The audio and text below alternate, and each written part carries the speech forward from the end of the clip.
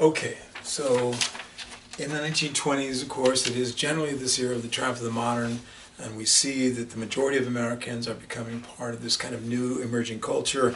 If they were like 51.4% at the beginning of the decade, they're going to be closer to 60%, the urban population 60% by the end of the decade. And that means that many Americans are kind of being left behind, those that represented the other culture. And so that we see that in the 1920s there's a tremendous reaction against the modern, something like a cultural civil war is occurring at this time. Now, I'm tremendously interested in the phenomenon of reaction. And I'm going to try to understand and help you to understand this as best I can, though I'll probably screw it up, my own clumsy way here. I would like to argue that there are basically three ways of being. So they mean how you, what you are as a human, your being basically. Well, more like three things you can do in terms of your being. So one thing is, I'm going to just describe it as inertia.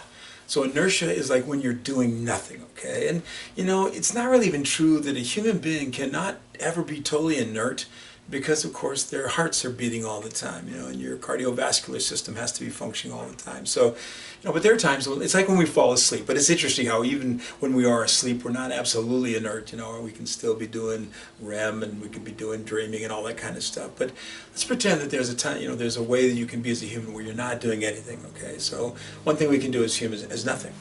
Now, the other thing, there's two other things we can do though. One thing we do is what I'm going to call action. Now, the critical issue of action, so, I'm doing an action right now, I'm talking to you, okay, and I'm holding out this piece of paper towards the camera. Those are all we would considered actions. And if I walked over here, that'd be an action. If I walked there, if I jumped up and down, those are all actions, okay? So the critical thing about the concept of action is, the point of origin. So the point of origin for action is internal. I am deciding to speak to you, so I'm doing it. I'm deciding to point my finger at you right now, so I'm doing that. I'm deciding to put this piece of paper in front of your face, so I'm doing that too. Those are all actions. So actions are things that you decide to do and then you do them, okay? The origin of the action is internal. I want to walk there, I want to walk there, I want to say this, I want to do that, I want to move my hand around in a lot of weird ways, okay? Those are all essentially actions. So you can be inert, do nothing, or you can do action where it's coming from you and you want to do that. And then the third way of being basically is reaction. And reaction is, the difference here, it's an action, so you see the action component of this. But the origin is external to you. So something's coming at you, from some other person or some other way, okay? So in this moment, as I'm talking, I'm kind of the actor, I'm the action, and you're kind of reacting, I hope. You're hearing what I have to say and you're considering this and trying to think about it, Or your reaction could be, oh my God, this is ridiculous, this is boring, I want to do something. I mean, that is indeed a reaction. But the critical point is that the stimulus is external, okay? Reaction, I just think it's such a fascinating human activity. Because reaction, it has this kind of special quality where it's more kind of instinctual, it's more intuitive, it's less controllable, to be honest with you. When you want to do something, you just do it, right? And then you're thinking about it and then you do that, right?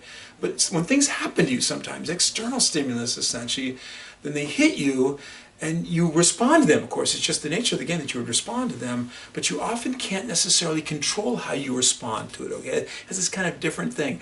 Whenever I think about this, I think about when my daughters used to play volleyball, and they were in club volleyball. You guys ever been about club volleyball? It's just, it's an interesting thing. They have tournaments on the weekends, and you would go to a gymnasium, and the gymnasium would be, let's say, divided up into 3 different courts. And so at any given moment, there are volleyballs all over the place. And of course, during the game, there's only one ball in play, but whenever there's warm-ups, there's multiple balls in play. And the girls are doing hitting warm-ups, and they're doing, serving warm-ups, all this kind of stuff.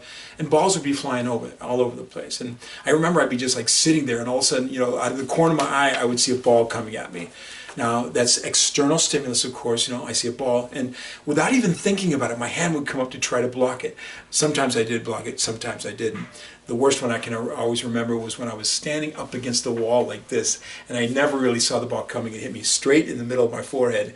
It hitting there, but then I bumped my head into the wall behind me too, so I got the double whammy of that. But, my reaction, that's a reaction, of course, but that's a reaction just getting hit in the face by the ball instead of doing something about it.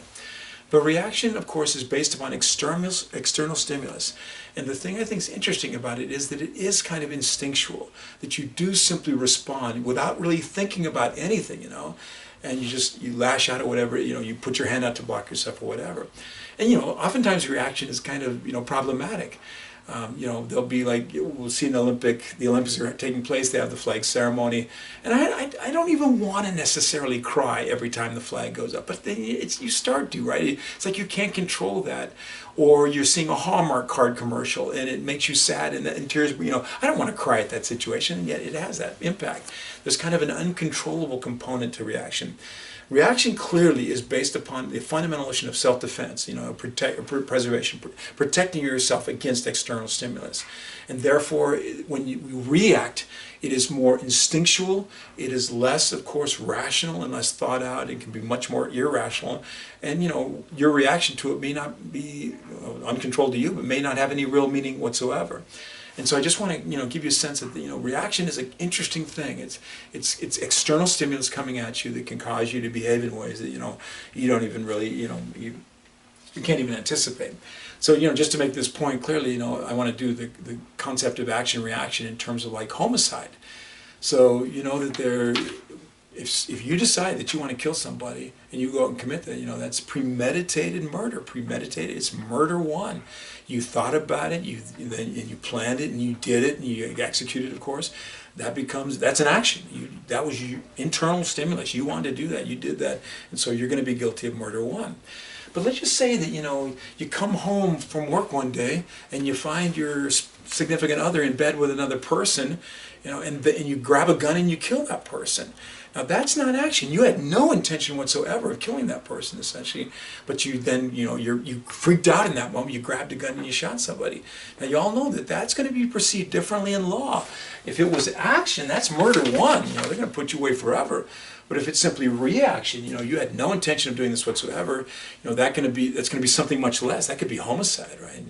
Voluntary homicide or something like that. You had no expectation you're going to kill that person, but you did it anyway. So understand that these are perceived in very different ways, of course, and understand that the reaction side is the one that we understand to be less controlled. It is just instinctual. So what I'm trying to say to you guys is, that there's an external stimulus to a whole bunch of Americans, those being left behind.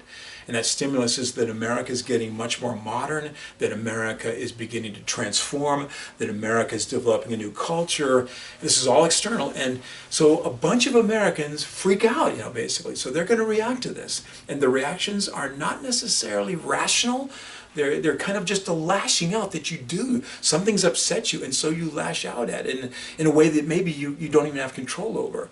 So the reactionary side of the 1920s is intriguing. It doesn't necessarily make that much sense. It routinely doesn't really react to what the real problem is, basically, but it becomes a dramatic expression of the unhappiness of a minority of Americans who saw their understanding of America kind of slipping away from themselves. By the way, as I'm talking to you guys, I just want to warn you, I'm not sure where we are in terms of both the battery and the data card, so if this just pops out, don't worry about it. We'll pick it up as soon as I possibly can. So what I want to do is I want to tell you about some of the reactionary manifestations of the 1920s. And it clearly is, hostility to the modernizing trends of that time, and that don't make a whole lot of sense. They do seem kind of, irrational at times, but still they happen in the 20s. And they kind of give the 20s even a little bit more of a crazy feeling. So one of the big events, reactionary events of the 1920s was the Red Scare. And the Red Scare really is kicking in the 1920s. It's really 1919 to 1920. And the Red Scare was America's first significant brush with an anti-communist hysteria. And by the way, that's the very appropriate word to use, hysteria. Hysteria means that there is no significant rational reason for this activity, and yet you see Americans kind of flipping out and going crazy in terms of the Red Scare. Now, the Red Scare is a complicated kind of development, and there's a whole bunch of things going on that I want to suggest to you. For instance, one of the things that became part of the issue of the emerging Red Scare was the attitude of Americans at the very end of the war. It's kind of like the Americans that got all cranked up. First of all, they've been very reluctant to even want to be involved in the war. Then they do become involved in the war, of course, and then the propaganda engines kick into gear, basically, to really inspire the Americans to support the war. And by the time the Americans are really gung-ho to start the war's over. and yet there's all this kind of built up angst essentially that's associated with. It's a dumb, comparison, but when I played football for Riverside City College, we came down to play Palomar, and I am running out of my stuff right now. Great story. Hopefully I can tell it to you a little bit later.